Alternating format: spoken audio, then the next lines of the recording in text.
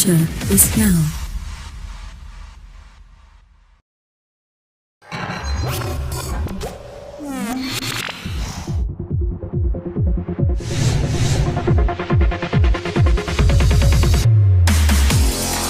High Impact Radio 102.1 FM. The future is now.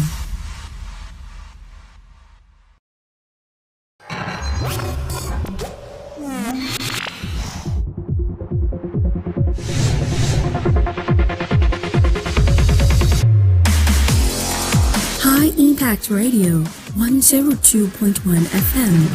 The future is now.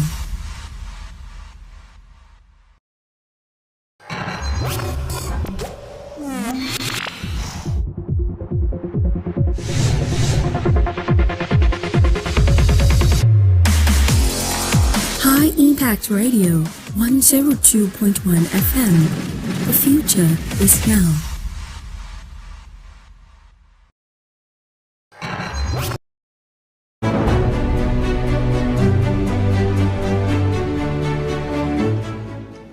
Hello and welcome to On Record, where every word matters on High Impact 102.1 FM. I am Olumide Shokoya. We're streaming live on YouTube and on X, formerly known as Twitter, at High Impact 102.1 FM. You can also watch us live on High Impact TV.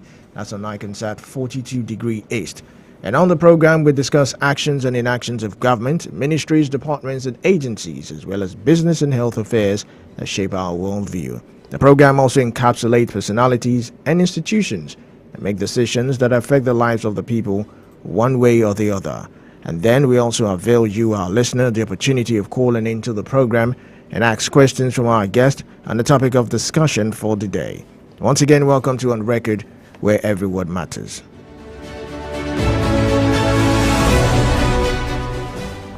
Civic engagement, encompassing citizen participation and involvement in governance, is a cornerstone of a healthy democratic society. When citizens actively engage in the political process, they contribute to shaping policies, holding leaders accountable, and fostering a sense of community ownership. This engagement can manifest in various ways, from voting in elections to participating in grassroots movements and protest. One key aspect of civic engagement is citizen participation in decision-making processes. When citizens are involved in governance, it enhances transparency, accountability, and legitimacy of government actions. Additionally, active citizen participation can lead to more responsive policies that better reflect the needs and the values of the population. Protest participation, a form of civic engagement, often arises when citizens feel marginalized, oppressed, or unheard of by the government. Inequality and lack of government transparency can fuel discontent and motivate people to take to the street, to demand change. Now, understanding the intricate relationship between inequality, transparency, and protest participation is vital in evaluating the dynamics of a society's political culture. Now, in conclusion, fostering civic engagement is essential for a vibrant democracy. By promoting transparency, reducing inequality, and encouraging active citizen participation, societies can build a more inclusive, responsive, and accountable governance structure. This, in turn, can lead to a more robust political culture where citizens feel empowered to shape their collective future. The phone line is open: 0700 1021 1021, 0700 1021 1021. Also, you can also send WhatsApp messages to 0907 224 5018. Don't forget that we're also live on YouTube and on X, formerly known as Twitter, at High Impact 102.1 FM. And you can also watch us live on TV on Iconsat 42 degree east. We take a breather here now and return to begin the conversation. Stay tuned.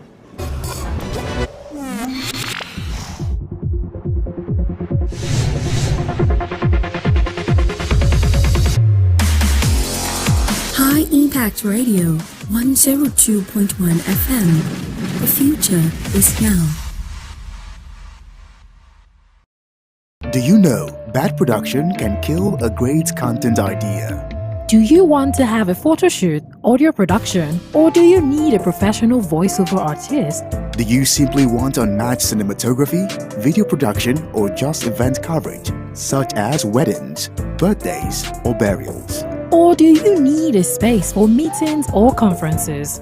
All these are possible with High Impact Studios. Don't bring down your creativity, let's help you take it high. And out of this world with our state-of-the-art equipment and first-class studio space. We give you the quality you deserve at the best rate. For more details, call 0706 393 5694 or 0915 958 1881. High Impact Studios, the future.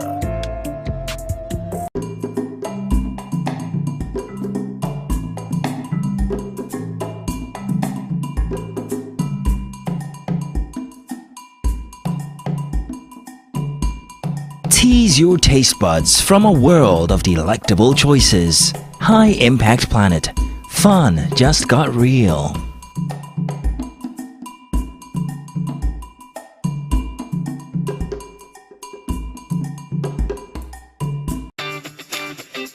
High Impact 102.1 FM. On record. Every word matters.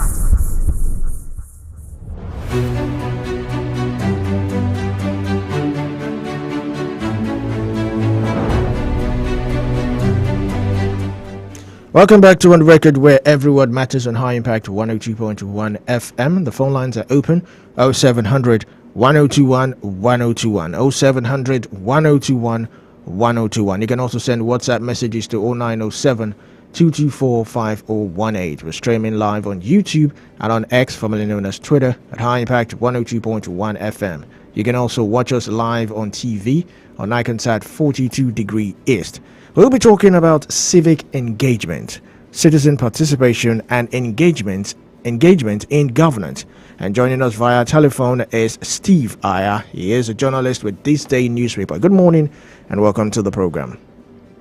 Good morning, my friend. How are you doing today? I'm fine. And how are you doing today? Any protest in your area? Not yet. I've not seen any. Would you be joining the protest, if I may ask? No, I'm not sure. All right. So let's get into the discussion for today: civic engagement, citizen participation. I think one of the things that got to this level that it's fueling this protest is as a result of citizen participation. I mean, citizens of Nigeria have always talked about how how there's no social inclusion, how people have even complained that even the president has not really had a personal interview or some sort of address with the people to carry the people along. That these are some of the things that will make citizens of Nigeria feel like they are part of this democracy, because democracy itself, by the definition, is the government of the people, by the people, and for the people. So it should be not a one-way street. It should be some sort of an interactive, relationship. So let's start off. What are the barriers to citizen participation in governance in Nigeria today, in present day? There are a lot. But let me start by saying that your analysis concerning government-citizens relationship is quite true, but it wasn't so at the beginning. I mean, let's not try to cover up something, because right at the beginning, from 1999 down to probably the end of the era of PDP in governance, PDP presidents have been hosting a presidential chat with the Are you there? I think let's quickly go on a short break and we'll try and get him back. Please stay tuned.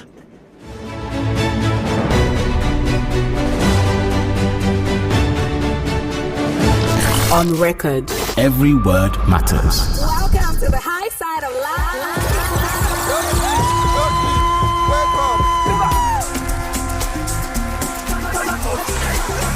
Join us every day at High Impact 102.1 FM, your urban lifestyle station. I just want to be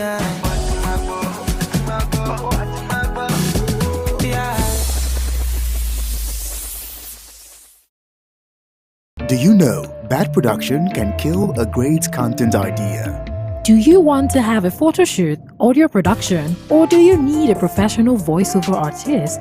Do you simply want unmatched cinematography, video production, or just event coverage, such as weddings, birthdays, or burials? Or do you need a space for meetings or conferences? All these are possible with High Impact Studios. Don't bring down your creativity, let's help you take it high. And out of this world with our state-of-the-art equipment and first-class studio space. We give you the quality you deserve at the best rate. For more details, call 0706 393 5694 or 0915 958 1881. High Impact Studios, the future.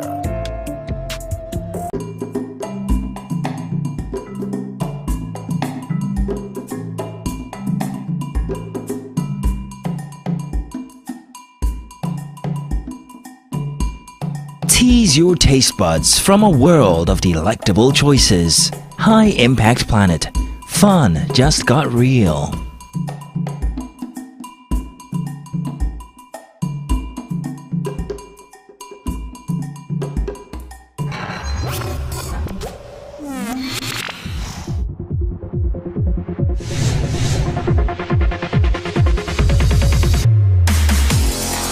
High Impact Radio 102.1 FM. The future is now.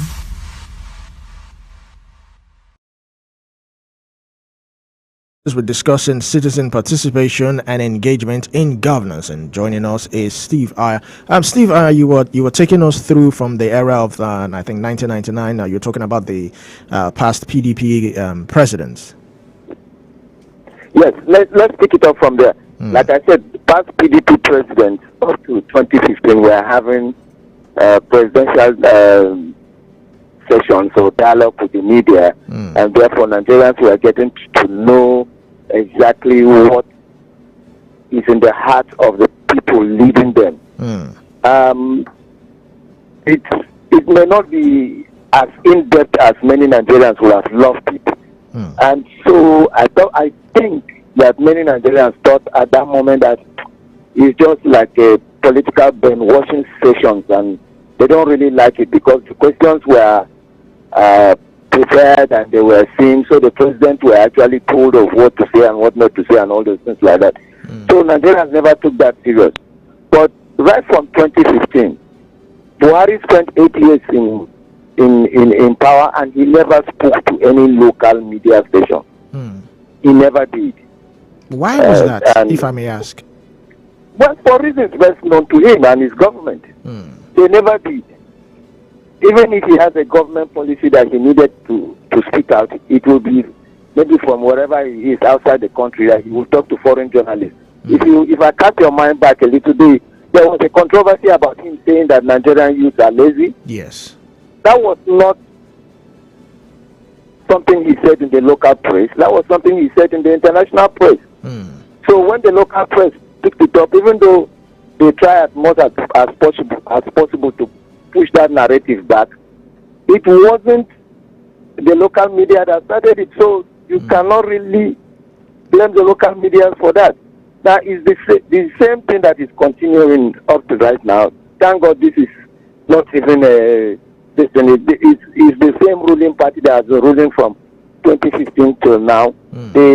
They have not really seen anything in trying to get to the Nigerian media to like, okay, let's express our own side of the situation to the media. Rather, it is like situations like what we have now, that they are hearing that Nigerians are preparing to go out on protest, that they are now coming to tell Nigerians, oh, don't do that, we are working on this, we are working on that, we are doing that, you are doing that.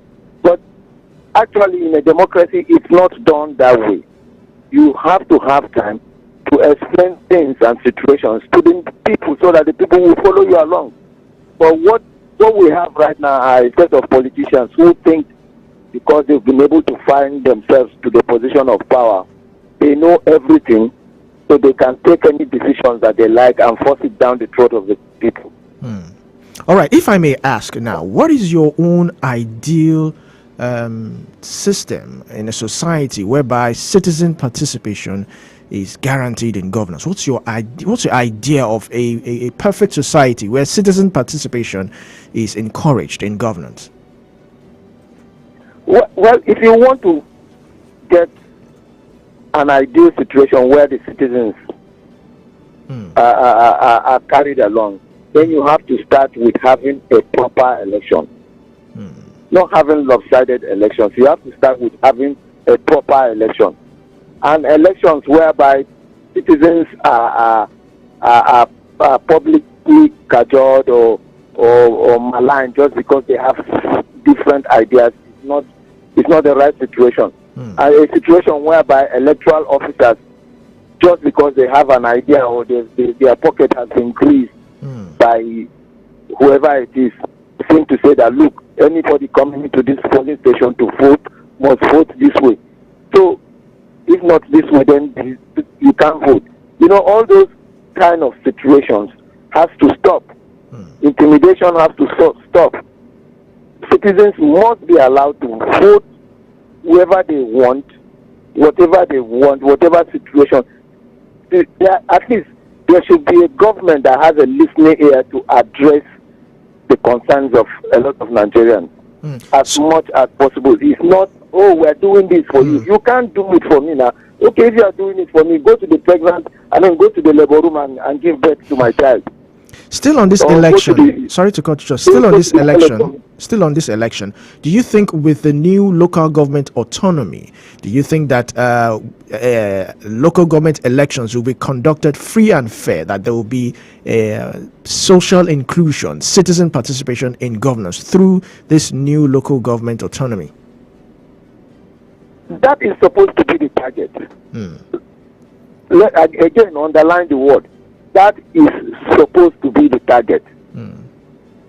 But I am afraid it may not get to that point at the end of the day, because we are going to create local monsters and champions who feel their voices must be heard, who control the local government situation again. And we are most likely going to fall back the same situation if care is not taken. But aside that, it's actually a step in the right direction. It's actually the right thing to do. But then there must be checks and balances, and I've not heard of any checks and balances regarding the local government autonomy yet. Not yet. Not that I'm not yet. So you don't feel the local governments are closer? When they talk about grassroots, we always talk about local government.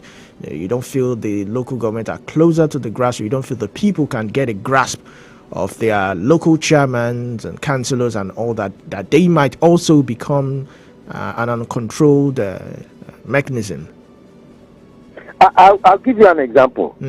I know that the local governments are closer to the people. They are supposed to do the bidding of the people. They are supposed to have the ears of the people. But look at it this way. In the present dispensation today, how many farmers know their local government councillor, the councillor representing their area? Not to talk of the chairman. Do you understand where I'm coming from? Yes, I'm following. Because the situation is supposed to be that you go and meet these farmers in the houses, you go and meet them in their farm, and then you come out and you say, look, I want to become your councillor. I feel I could represent you. I remember this happened to you, and you remember what I did to you, and all those things. You bring in live examples, and these farmers will say, okay, they could relate with you, they could understand with you, so it's okay. We will do it your way. We will vote for you based on the campaign, not actually based on the political party or the platform on which you are standing in. But the situation that we have today I'll give you another example. Sorry to say it, but take for example in Rivers State, for example, whereby you have majority of the House of Assembly members telling you that we are loyal to a certain person, because if not for him, we would not have gotten there. Meanwhile, the people who voted them in are busy suffering, and they are saying, you people should just cooperate with this one. Let's go ahead with that. And they are telling him, no, that cannot speak in this issue. We are aligning with our boss. He is the one that is responsible for us. He is our leader. Because the members of the House of Assembly are supposed to be also grassroots politicians. Yes. But now they are aligning to somebody. And believe me, I'm sure if you want to conduct a referendum in Rivers State today, and you want to recall these people back, you will get 90% people who will tell you that we want to recall them back because they are busy creating trouble for us, because they want to grease the embers of the elbows of their master. So, like I said, the problem is that it's just unfortunate that while this local government autonomy thing is a very, very good thing, I applaud the president, I applaud the National Assembly, I applaud the Supreme Court for that. But the real truth of the matter is that because we already have a long period of time whereby some people who have allocated to themselves the positions of Godfather have been pulling strings, it is still likely going to be the same thing down the local government strata. So the truth of the matter is that, yes, we are in a democracy, but the people are not feeling the democracy. All right, so let's go over to the citizens themselves now. How can citizens effectively engage with government institutions and policymakers? The citizen power is in the vote. It is in the ability to cast the vote. But when your rights is taken away from you at the polling unit, what will give you the strength to even want to push to say you want to fight? You can't. You can't. And that is what will give birth to the protest we are into right now, because we are in a season of protest. You understand what I'm saying? Yes, yes. That is what gives birth to this season of protest, because if the citizen right has been taken away from them right from the primary stage where they have a right, but you take that right away from them, the only thing you have, the only weapon they have at their hand is to go out and protest. Now, the reason why government is now shouting and looking for means to try and stop the protest generally is because once these citizens are going to go out on protest, the protest can never be peaceful. The protest will never be peaceful because there is frustration of the fact that you've taken all our rights and you've turned us into third-class or fourth-class citizens in our country. So you are likely going to get protests, serious protests. And there are examples of where protests have turned society. If you go to France today, the France used to have a king, but there was a revolution, a protest of the people that turned France around from a monarchy into a parliamentary system. In Russia has that same situation. And that was what brought Joseph Stalin into power and then what you have today. Because the citizens were being run down. They are just seen as slaves of the political masters. They were never regarded. Their views were not consulted in any form or in any way. And when the frustration gets to a certain level, it snowballs into mass protest. That mass protest, tendency of it being a violent protest is there. And a violent protest will bring violent changes, which is what the government is trying to avoid now. And what some of us are saying, we don't need to go to the level of violence. You have a right to protest. Protest. There are several means of protesting. So let's look for the one that is milder, to let the government officials or let government know that, look, okay, these people are not happy. Because it is not just the poor on the ground. The rich men and even the super rich are feeling the effect. So which means that, look, there is enough petrol to fuel in violent change.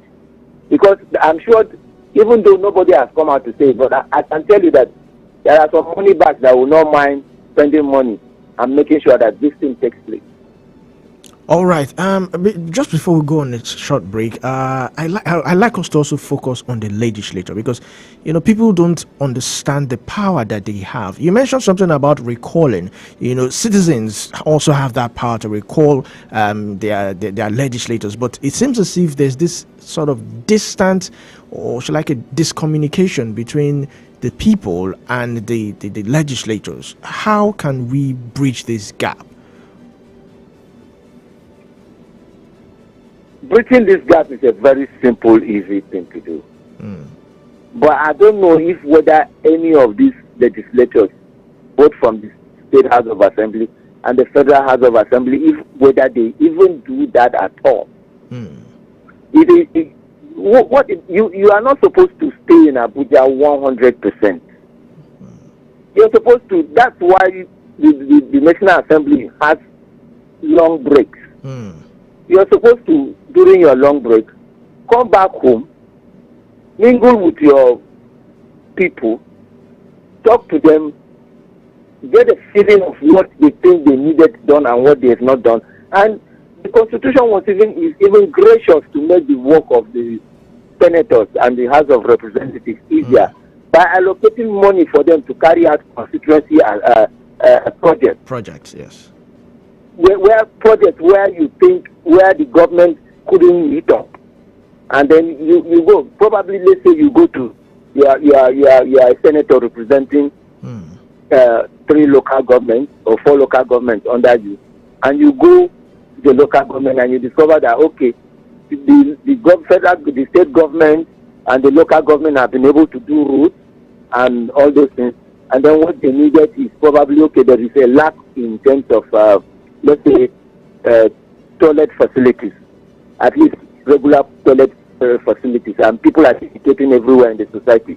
The constituency project would have been like three toilet facilities in all the 3 or 4 local governments, and the people or probably lack of no schools, no structure for the primary school, construct 2 stories.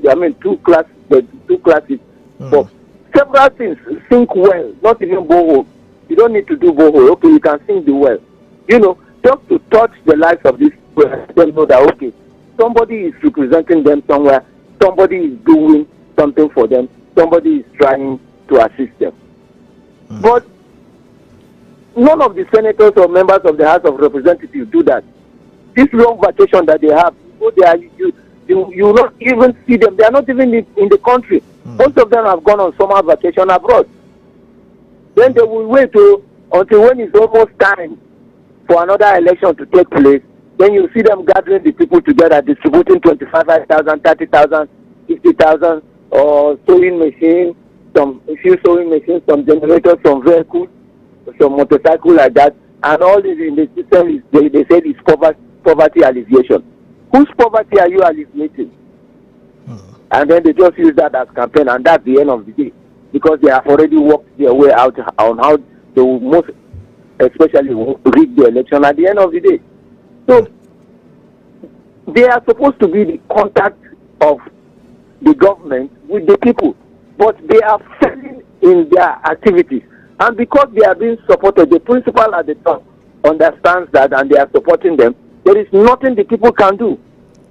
If not, I bet you a lot of people, senators and House of Representative people, will be recalled by their people.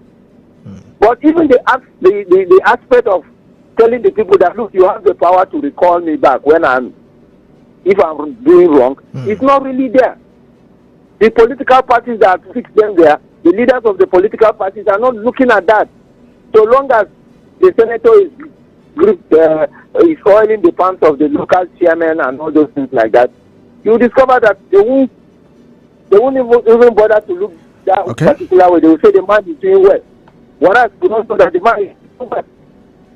All right, Steve Aya, please hold that thought. We will still come back to this legislator and social inclusion. Let's go on a short break and we'll be right back. Welcome to the high side of life.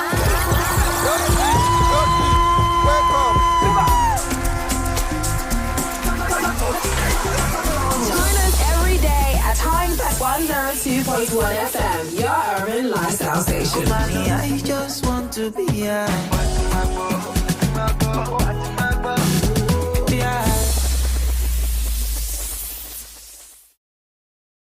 Something big is in town. Something powerful and majestic. A mammoth creation destined to become a legend by all who encounter it. High Impact Planet, Nigeria's biggest family theme park with facilities designed for friends, families, or large groups under a relaxing atmosphere. Be welcomed by wowing displays of animatronics, thrill out with realistic arcade games, or enjoy a number of thrilling heart-racing park rides. Experience the 5D and 12D cinemas and challenge your mates with bumper cars and go-kart races. Don't forget to slide into the ice rink or simply take time out to enjoy a pizza at our delightful restaurant and dessert spot or at the exquisite club lounge. High Impact Planet, 12 Lagos Ibadan Expressway, Ibafo, opposite MFM Prayer City. Visit high-impactplanet.com for details and inquiries. Fun just go.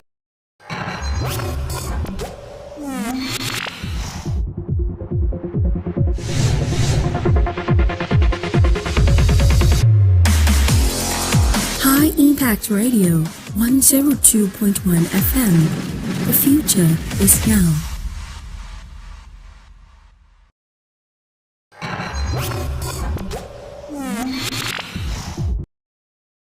Welcome back. It's still on record where every word matters on High Impact 102.1 FM. We're still discussing civic engagement, taking a closer look at citizen participation and engagement in governance with Steve. Don't forget that the phone line is also open. You can call us 0700 1021 1021, 0700 1021 1021, or you can send WhatsApp messages to 0907 224 5018. So back to the legislature. Now, another thing I would like us to look at, you made mention about this thing of recalling, which I'm not sure citizens have know about. But let's also look at their expenditure. A lot of people have criticized the expenditure of the legislature, both the upper and the lower chambers. Some people have even said that why not us have a unicameral legislature? Do you support that notion? In terms of cutting governance, cost of governance, rather. Even if we have that, I think it's a good thing. All right, Steve Aya, please hold that. All right, okay, you can go ahead. We lost the call rather. Go ahead. Okay. Now I think it's a good thing in terms of cutting down costs. But you see, the basic duties of the legislature must be carried out. Once the duties of the legislature is not carried out by the person occupying the seat, then no matter how much you want to shrink from a multi-party, from a legislative house to a single one, it's still not going to work. The truth of the matter is that the legislature must know his work. His work is not actually in Abuja. His work is with the people, conveying the people's feeling to the National Assembly or to the State Assembly. He is not supposed to be a complete 100% resident of either the state capital or the federal capital. No. His work is to deal, he is more or less like, how do I put it, a conduit pipe of disseminating the information that he's getting from the people, telling the government what his people feel, how things should be done. And of course, he will also take the messages of the people back. And that's why you see where they've been vested with this power of making laws that will help govern the society. Because from the feelers they get from the people, they are then supposed to bring it in and transmit it, and then mix with other ideas, and then form laws that will govern the country effectively. All right. What else we can say that they are doing? Okay. What else we can say that they are doing well in trying to get laws that will govern the society well, but they are not dealing with the society. They are just sitting down there thinking, okay, if we do this, I think it will be better for us. If we do this, no tree has ever made a forest. So they just made themselves into mini gods or demigods and disregard the people that put them there. It's unfortunate. But of course, you can, if you want to look at it on the other way, you say, after all, it's not the people that put them there. If it is the people that put them there, they will always fall back to the people to get the feelings of the people and act on the feelings of the people. All right. So, how do you think citizens, with all that we've discussed, how can citizens hold elected officials accountable for their actions? I believe that's part of the reason why this protest came up in the same place. They are calling for accountability, transparency, but how can citizens really effective emphasis on the effectively hold elected officials accountable for their actions and decisions? Well, let me use a very funny example. If a 6-month-old baby is hungry, what does he do? Cries. He cries. And if he cries in the first instance, the mom refuses to answer him. He keeps on crying. The crying becomes louder and louder and louder until either his daddy will tell the mom, "Hey, woman, look at this child. What is wrong with you?" Or any other situation like that. Now, this protest that you are seeing is a form of the cry of the people. And even though I don't like the tactics that the government is doing, the government is trying to shut down the voices of the people, which is not right. Because by trying to shut down the voices of the people, you are ineffectively amplifying the thing, because that is where violence will come in. But if people are allowed to channel their grievances in a non-violent way, it will work magic for us. Again, I know that this present administration does not want to talk about NSAS, but we must look at NSAS because it is the vehicle that kickstarted the event that, hey, Nigerians can actually protest peacefully. NSAS protest was going on peacefully. Everything was fine until the same government officials decided, look, let's get hoodlums involved. They sent hoodlums in to attack peaceful protesters. And at the end of the day, it didn't work. Then the next thing, we have soldiers going into the situation and dispersing the situation using force, which was not right.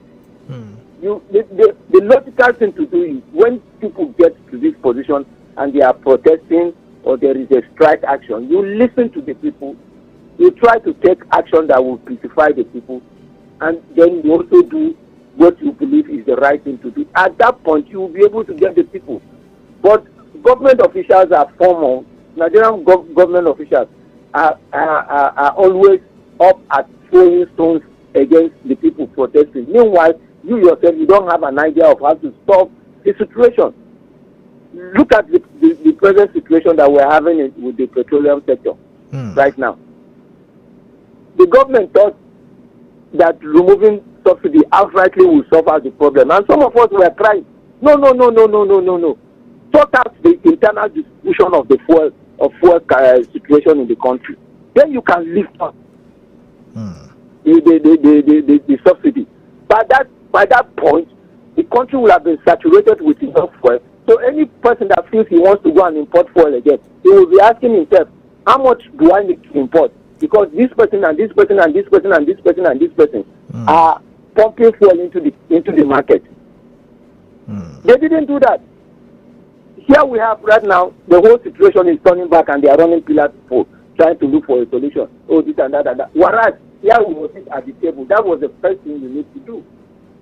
Same thing for the situation of rights.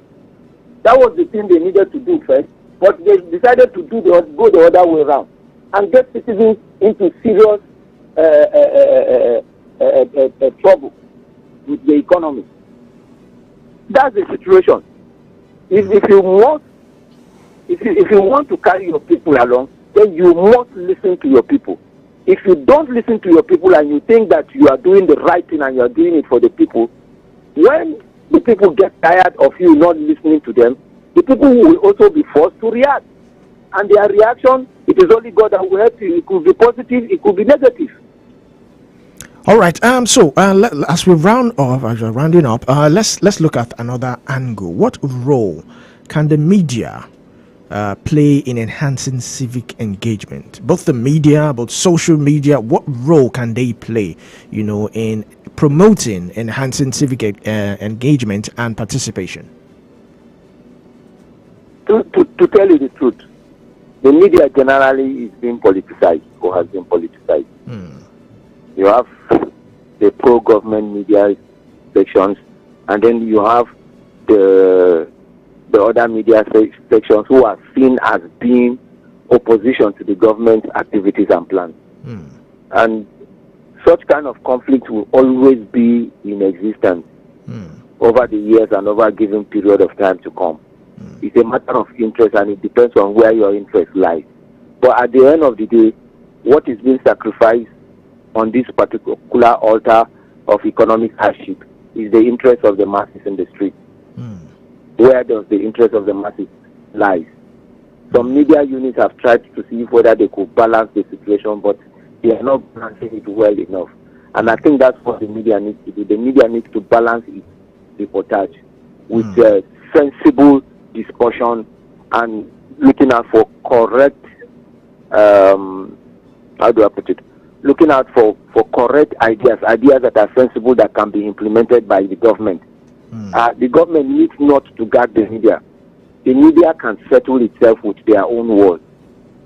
If you remember, again, sorry, I'm going to give you an example that is a little bit far from us. During the U.S. election, I think in 2019, where Donald Trump came out and said that the election was rigged, a section of the media went with Donald Trump, while another section with the media went around telling the people, no, it is not true. This election was actually won and lost. Donald Trump did not win the election. It is Joe Biden that won the election. So it is not like that. So it is not like that the way that it should be done. So at the end of the day, when the dust settled, the media youth components that belong to Donald Trump were actually prosecuted by the law, because they asked them, okay, where is the evidence that you said that this election was rigged? Give us the evidence that you use in disseminating information to the people. And when they couldn't they could not provide any information, they were punished according to the law. So the media will always have its own interest, its own war, its own division, and all those other things. So it's left for the public to judge and also use their head in making sure that everything goes on well. That's all. You don't get carried away by any section of the media. The law is there to deal with the media on this. All right, thank you very much, Steve Aya. This is where we'll round off today's segment. Thank you. We do appreciate your contributions. Always a pleasure to have you. Okay, thank you very much. I'm really grateful for you to have me around today. Thank you. Bye-bye. Enjoy the rest of your day. All right.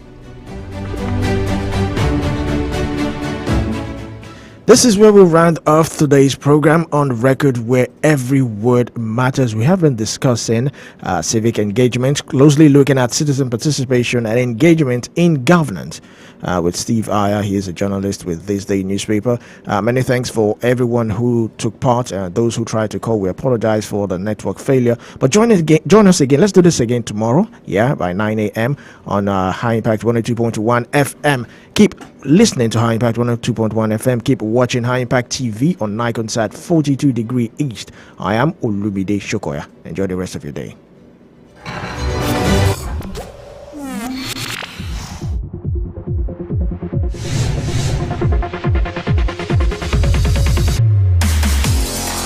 High Impact Radio 102.1 FM.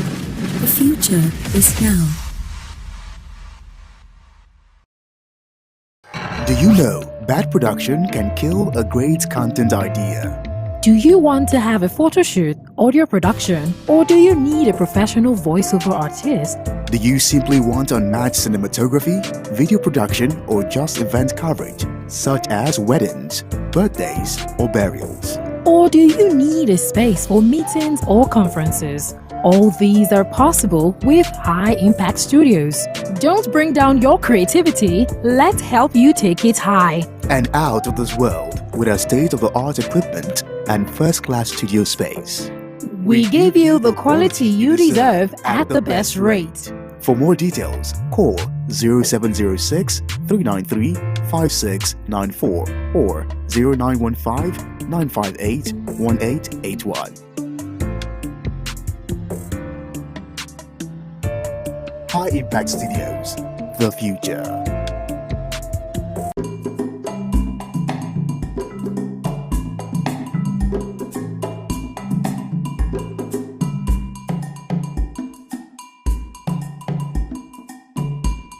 Tease your taste buds from a world of delectable choices. High Impact Planet. Fun just got real.